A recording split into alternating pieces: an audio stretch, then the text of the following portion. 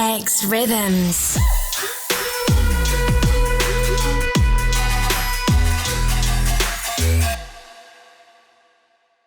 My name is Priya and welcome back to xRhythms. Today I really want to talk about a subject that's quite hard hitting. I'm going to be real with you guys. This isn't easy. I think with what's been happening with America and the situation with George Floyd, there's been something in my heart that's been stirring up about actually speaking out about racism, privilege, and respecting each other's cultures. And I really believe that it's a young people's responsibility, and I think we all need to kind of go back and have a look at the way we talk to people from different cultures and just think about the heart that we're saying it from, and whether we're actually offending them and whether we're truly loving them as our friends and as strangers. This is what the Oxford reference site says about the definition of racism, and it says the inability or refusal to recognize the rights, needs,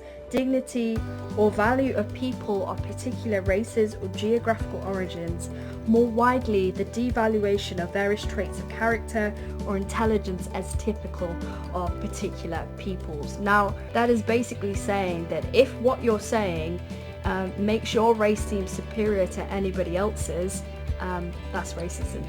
If what you're doing is making your race seem superior to anybody else's, that's racism. If what you're saying is restricting the rights of another person of a different background, that's racism. And it goes both for words and actions, like racism takes the form of both. But what I really want to focus on is the second part of that definition, where it talks about stereotypical traits of people being mocked and stuff like that. And I think this is the one that I'm actually guilty of a couple of the times, and I think more often than not we don't actually realize what we're saying is racist because we say it's a joke. Oh, we're just messing about. I can say it because I'm Asian and I have the right because I'm a person of color. But you know what? Like, we need to stop this now. Before we say anything, we need to think, we need to stop, and we need to listen. Now, I kind of coined that from the traffic code thing, and I know it's kind of weird to put it on racism, but I think it's a great acronym to try and like build a revolution of love. And I think the first step is stop. So before you say anything that you think might be offensive, you need to just stop in your tracks. Just don't say anything. The second one is think. You need to ask yourselves whether what you're going to say is actually racist, if it's going to play on a cultural stereotype, or whether it's actually going to upset somebody because you're saying something quite offensive because of their race or gender or religion or anything like that. It's a broad category. Then you need to listen, and this is one that's actually taught me a lot. Like, I actually talk to my friends of different backgrounds and cultures, and I actually ask them what they find offensive and what they don't, because this way you're actually loving them, you're actually getting to know them, you're getting to know their ways, their language, their way of thinking, and in that way, as a community, if we do those three things, we can start to build a revolution of love. We can start to build mutual respect. Actually going to have a look at what the Bible has to say about racism. We're going to be looking at a part of the New Testament, and we're going to be looking in the book of Galatians. Now, Galatians is essentially a letter or an essay or an instructional form that the Apostle Paul, who was a disciple of Jesus, wrote to the church of Galatia.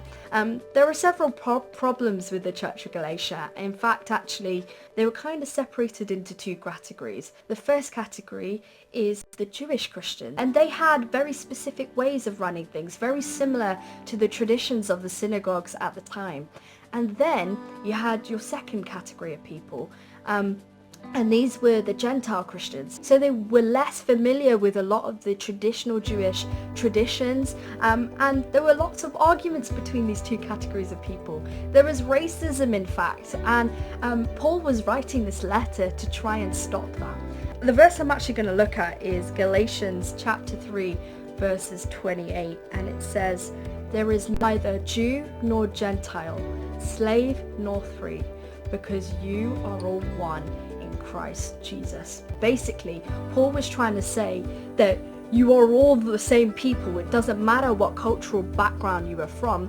Jesus and your belief in Jesus has united you. When we apply this to real life, we also need to be asking ourselves, are we actually loving like Jesus did?